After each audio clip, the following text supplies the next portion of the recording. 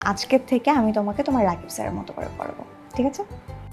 Madam, আপনি না অনেক কিউট, আমি বড় হয়ে একদম আপনার মতো।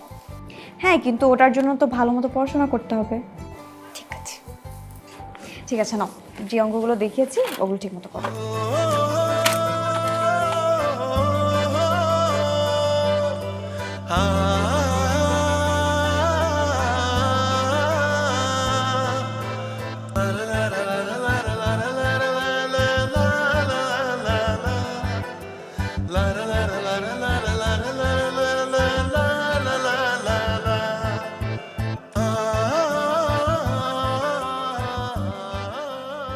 কি ব্যাপার, আমাকে এখানে কেন ডেকেছো?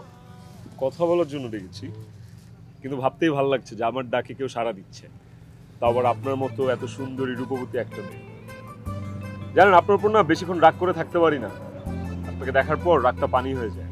এইসব কথা বলার জন্য ডেকেছেন? আপনার কথাবার্তা শুনে তো মনে হচ্ছে আমাকে প্রপোজ করবে। আর কি হাতে দিতে দেবে? এই গিফট দিয়ে প্রপোজ করবে না? আপনি এই পথ ওমা, আমি কখন বললাম আমি আপনাকে প্রপোজ করব? বলেছি?